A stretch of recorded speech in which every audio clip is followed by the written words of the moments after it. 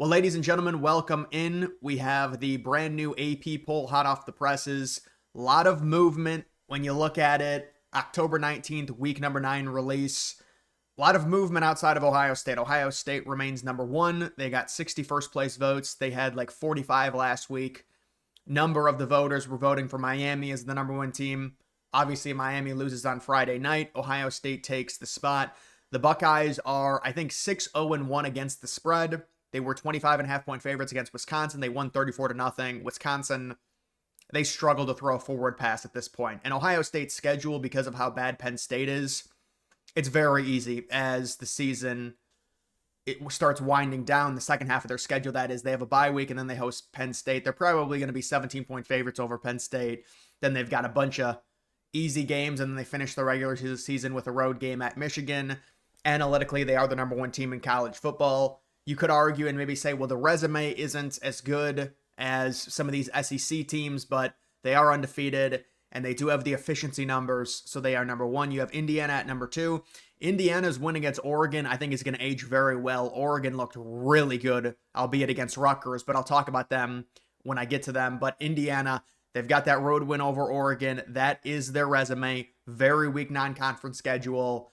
They did beat Michigan State. They did not cover that spread. Michigan State had a lot of yards in that game. I think people are kind of anointing Indiana because of that road win at Oregon. I don't know. I mean, right now, neutral field, Ohio State's around 5-6-point favorites, I would say, over Indiana if I had to guess. But Indiana, they got 6 first-place votes because they have a better win than Ohio State. There's no doubt about it. But people just think Ohio State straight up is a better team than Indiana overall. At number 3, you've got Texas A&M. They're also at 7-0. They beat Arkansas. They allowed 42 points. Now, Arkansas does have a decent offense, but you look at A&M's schedule, we can say, oh, it's the SEC. It's been a very weak schedule. They have 2 road games coming up. I think they're probably going to be underdogs in both of them. And so we'll see. They might actually be road favorites at LSU, but A&M at 7-0, some of that is because of scheduling. If you look at the schedule, they are facing teams that have been down this year in the SEC. And again, 42 points to Arkansas. They do have the big win at Notre Dame, although you could argue Notre Dame blew that game. But A&M is 7-0, so right now they're at number 3. A&M is looking very good to make the playoff. They have 0 losses. They can have 2 losses, be 10-2, and easily make the playoff. So they could finish the regular season 3-2, and then they'd be 10-2 overall. They'd make the playoff. So they're at number 3 right now. They just keep moving up because they keep winning. You've got Alabama at number 4, 6-1. They've got a crazy resume. Now, that week 1 loss, and honestly, I think week 1 in general is fluky. That's why when FSU won, I didn't put this crazy stock into it. Everyone's like, FSU's a top 5 team. I say, people need to calm down about week 1 results. Remember that for next year. Just please calm down. Remember, everyone said LSU's this great team. People need to calm down. When it comes to Alabama, it was a fluke week 1 game, but I mean, you look at FSU, they're 3-4 now. Now, outside of that, Bama's been really good. They're beating ranked teams. Some people say, well, every team in the SEC is overrated, so, how good are these wins? But I think Bama right now is the betting favorite to win the SEC, even with A&M at 7-0. They are. And so they're up 2 spots. They're at number 4. They just beat Tennessee. They've got the road win at Georgia. We know Georgia just won against Ole Miss. So things are setting up for Bama in terms of their resume to be very, very strong. And it's likely now they possibly could finish 11-1. They've got a very easy road schedule, Bama does, the rest of the season. So they finish 11-1 with a non-conference lot. They're going to be in the SEC championship, no doubt. They'd be undefeated in SEC play. You're talking about Bama. You win the SEC at 12-1. You're probably the number 2 team in the final rankings. Ohio State, if they finish 13-0, would be number 1. You've got Georgia at number 5. Now Georgia is entrenching themselves as a legitimate playoff team, even with the thought that maybe this is not Georgia's best team. The defense isn't there. They were down to Ole Miss. This is another game, just like the Tennessee game. Gunnar Stockton, the Georgia offense, they rise to the occasion. This one coming at home, and they beat Ole Miss. Very nice win for them. They move up 4 spots. The way it is, I mean, in college football, it's wide open. So Georgia, you can say, well, they're not great this year, but their quarterback rises to the occasion. They've got a good enough offense. The running game is getting going. I could see Georgia doing something, making a run in the playoff. Honestly, I could. They seem to be like in the weeds right now. They had the tough loss to Alabama, but I think that Bama game was pretty fluky. Bama was 13 of 19 on 3rd downs. It's a crazy conversion rate. That is a fluky conversion rate. So Georgia at number 5. You've got Oregon at number 6. Oregon thoroughly annihilated Rutgers. People may say, oh, it's Rutgers. You go on the road and, the Oregon rate stats were they were averaging 14 yards a pass and 11 yards a rush through the first half. They had 400 yards of offense in the first half. When you have rate stats like that, your analytical numbers are going to go through the roof. Oregon's the number 2 team now in college football analytically. They're better than Indiana. Now you might say, well, that's stupid. Indiana beat them. But I'm just saying, based off of power ratings and things like that, winning in the way that they won. By the way, everyone makes a huge deal about West Coast to East Coast to West Coast. They won by they could have won by 70 points at Rutgers. And Rutgers is not the worst team in the Big Ten. So Oregon is, they're going to be a playoff team. I think they finish 11-1. Even though they kind of have a tough, you've got Washington, you've got at US, or I think they're versus USC and at Washington. But that was a good win for Oregon. Georgia Tech up 5 spots. They're 7-0. But Duke did the exact same thing they did against Illinois. They get in the red zone, they can't score. Duke outgained Georgia Tech by about 200 yards in the first half, and they were losing the game, or it was tied. Georgia Tech outgained by almost 100 yards against Duke and wins. That's a fraud alert. I'm sorry. It's a fraudulent team. Now we'll see with Georgia Tech. Maybe they can keep this Cinderella run going, but this is like an SMU 2.0. Remember SMU? They make the playoff. They get annihilated by Penn State. I don't have a lot of belief in Georgia Tech, but who knows? They've got that game at the end of the season against Georgia. It's a neutral site game, but it's at Mercedes-Benz Stadium, so it's basically a Georgia home game. But I'm not a huge believer in Georgia Tech, but it's if they're undefeated, you got to move them up, I guess. You've got Ole Miss down 3 spots. Yeah, Ole Miss really does. I don't think they have a good win. And now they have a loss. Now, they were very competitive against Georgia. They were beating Georgia on the road. But it's that Lane Kiffin defense. It's an issue. And it rears its ugly head again. And now Ole Miss is in a spot to where they're still, you finish 10-2, you salvage it, you make the playoff. Do you get a home game? I don't know about that. You finish 10-2, maybe you don't make the SEC championship because you've got 2 SEC losses, but Ole Miss also has the game against Washington State. But Washington State is not a bad team. Washington State probably should have beaten Virginia. And I said Washington State was going to keep it close against Virginia. But Ole Miss, they got to finish 10-2. You finish 10-2, maybe you have another road loss. I know they've got a game at Oklahoma. They're underdogs, but you could easily beat Oklahoma. Oklahoma does not have a good offense. But they're going to be underdogs at Oklahoma, so imagine they lose that game. They're 6-2, but I think they've got a relatively manageable schedule after the Oklahoma game. So that's why I've been predicting Ole Miss to finish, 10-2 or 11-2 or something, maybe. But I don't think they're going to make the SEC championship now, losing to Georgia. That's a tough head-to-head. You've got Miami down at number 9. People are going to rip the AP. They're going to be like, well, Louisville won on the road at Miami. They have the same record. Why isn't Louisville in front of Miami? Because this is not a robotic ranking, there has to be nuance involved. If Miami and Louisville faced each other 10 times, Miami would win probably 8 times. And I'm not even a Miami fan. I never had Miami as the number 1 team. Miami is like these other ACC teams. They're a fraudulent team. But there's no way you can say, well, Miami needs to be below Louisville. Come on. We have to have some nuance when it comes to ranking. So I appreciate the AP poll for keeping Miami. You say, oh, Louisville's at number 20 or whatever. Yeah, because Miami is just a better team. They had a tough performance. Carson Beck threw 4 interceptions. It was a pretty fluky loss for Miami.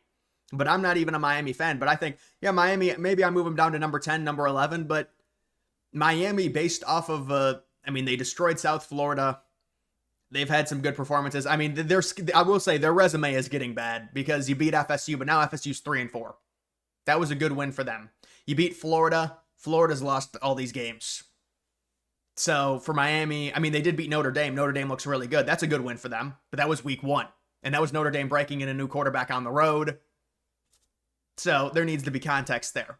You've got Vanderbilt up 7 spots. I think Vanderbilt's an overrated team. Pavia is pompous, arrogant. Yeah, I think Vanderbilt's going to easily lose 3 games. I'm not a big fan of Vanderbilt, honestly. And they were like this feel-good team, but now they're like this arrogant team. That's the thing with Vanderbilt now. They beat LSU. I think LSU was overrated as well. Now you've got BYU at number 11. They're 7-0. They are undefeated. Everyone was picking Utah to beat BYU. You got to give BYU credit for that.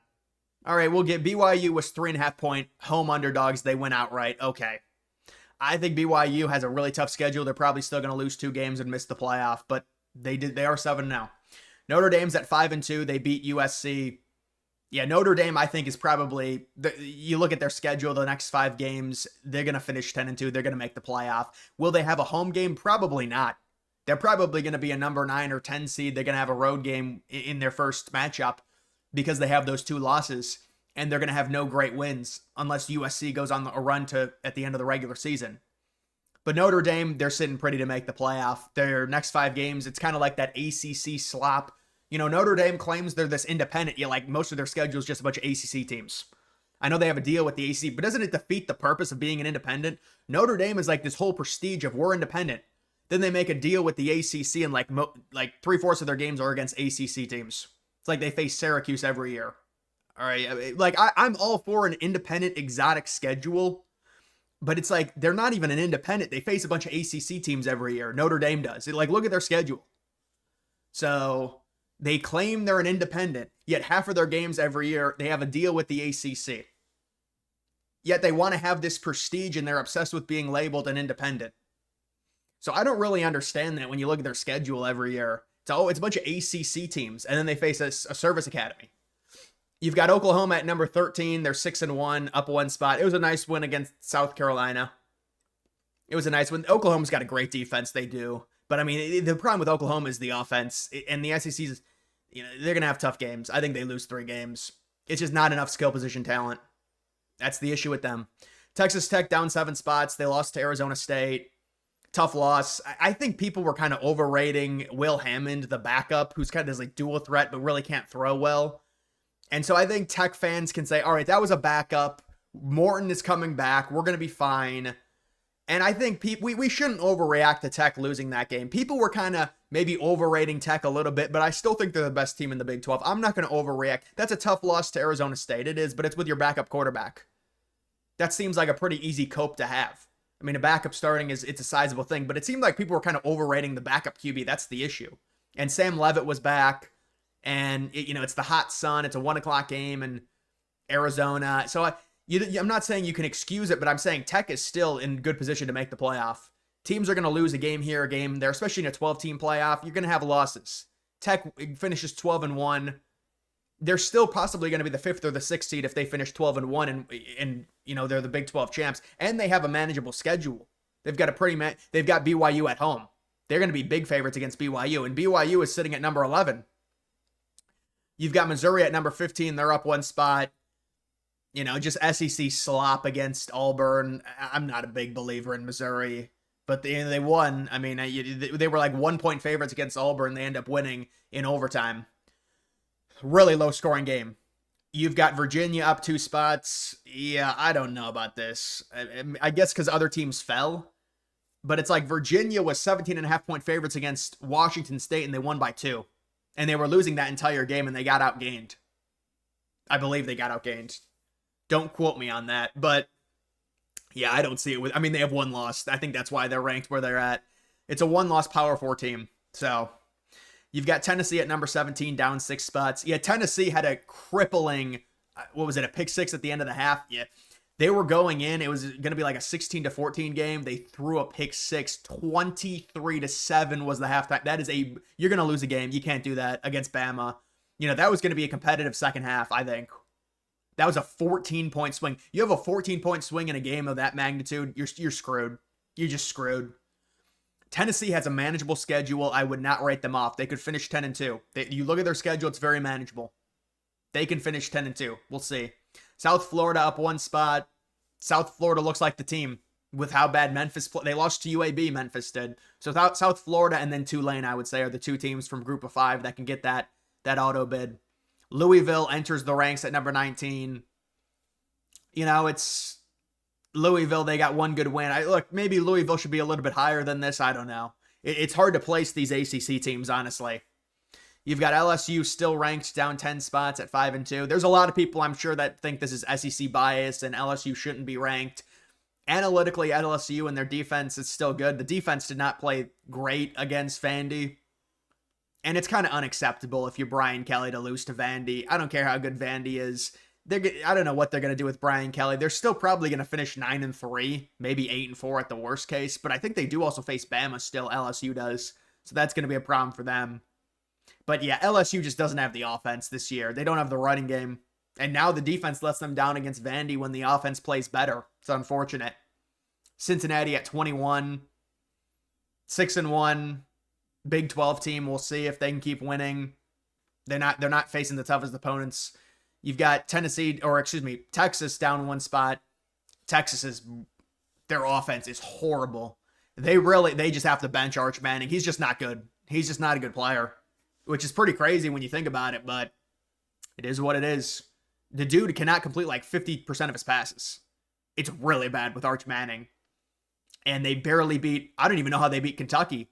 Kentucky moved the ball way better than Texas. They win that game in, overtime? It is what it is. Illinois at 5-2. So Illinois back in the top 25. That's good for Ohio State. That's good for Indiana. They're at 5-2. They have the losses to Ohio State and Indiana. Arizona State at number 24. They did beat Texas Tech, and then Michigan at 25. I'm surprised Michigan's not higher, honestly. I think Michigan's a really good 5-2 team. And I think USC should probably be ranked as well. But I guess you could argue Arizona State for the big win. You could argue Illinois. But I like USC, although Illinois did beat USC. Okay, I get it. You've got Utah. Yeah, Utah at this point with the 2 losses. You can't rank them. Tulane. You've got James Madison possibly coming into the picture of the group of 5. They're a team that I believe is 6-1. They've got maybe a shot. Navy, but I don't think Navy is very good. I think Navy's going to lose a bunch of games now. You look at their analytics, they're terrible. Navy's had a very easy schedule, but that's basically it. So we've got some huge movers. You've got LSU, I would say basically being knocked out. Now, technically, they can finish 10-2 and make it. Based off their schedule, I believe they're pretty much knocked out of the playoff picture. Tennessee still has a chance because the schedule is easier. The schedule is easier. Tennessee still has a chance. They can finish 10-2. They can get in. Texas Tech still is very much alive. They can still win the Big 12, I believe. Although, I don't know. They don't have the head-to-head over Arizona State. We'll have to see how that all works out. But if they beat BYU, they should be in the Big 12 championship. No problem. But it does come down to tiebreakers if they all have one loss. But is BYU now? I would still favorite Tech over BYU in terms of the who gets that auto bid out of the Big 12. Miami, now you have to wonder about Miami in the ACC. What happens there? I still think you gotta have Miami as the favorites over Georgia Tech, even though Georgia Tech is 7-0, Miami's 5-1. Miami's just better than Georgia Tech in terms of overall roster makeup, roster talent, also dominance, game control. Georgia Tech has gotten a lot of fluky turnovers. You can't really rely on that or predict it. So, but I mean, Georgia Tech is 7-0. You do have to take that into consideration. I mean, what if Georgia Tech finishes? Well, I don't think they're going to finish 12-0. But I mean, even if they finish 11-1 with their singular loss being to Georgia and then they lose to Miami in the ACC championship, at 11-2, are they going to make the playoff? Because their losses would be to Miami and Georgia. Are you going to have 2 ACC teams make it? Is Georgia Tech going to slide in and be like the SMU of this year and then get clobbered by some like Oregon or something in a 5v12 game, or I guess 6v11 because the 12 seed is probably guaranteed to be group of 5.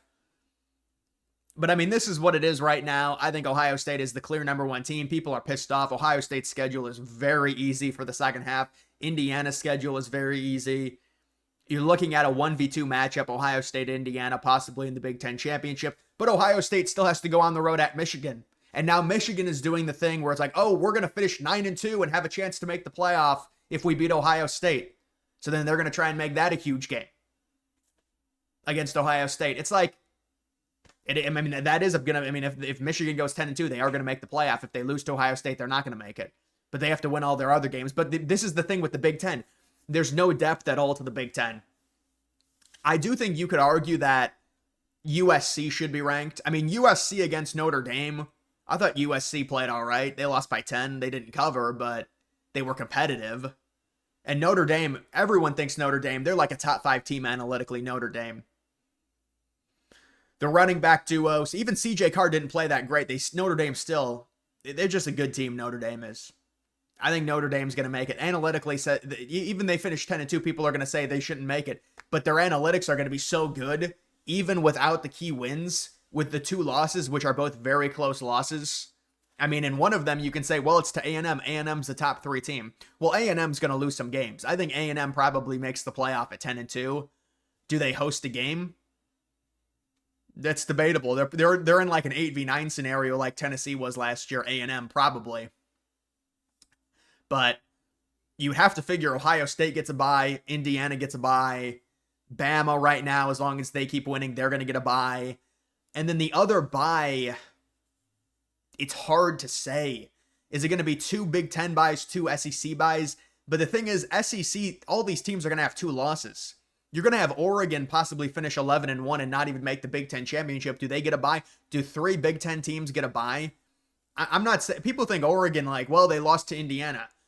Yeah, but they're a good team. You can lose a game and just be off. I mean, Bama lost to FSU.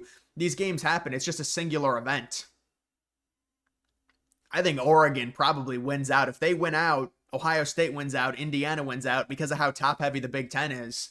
And it has no depth. I mean, look at Oregon against Wisconsin. They're 34-point favorites. These are massive spreads in the Big Ten just because the conference has 0 depth. Ohio State is going to be even 17-point favorites against Penn State. They're going to face UCLA. They're going to face Rutgers. They're going to face Purdue. Yeah, they got to go to Michigan. That's the tough game for them. But Indiana faces UCLA. They're like 24-point favorites against them. Look at Indiana. Indiana has a game at Penn State. That's probably their toughest game left, Indiana. If they somehow lose to Penn State, obviously they'd be knocked down and the scenario wouldn't work. But that's just an update, guys. That is the top 25. Make sure you like the video down below. Also follow me on X. Link to that's always in the description.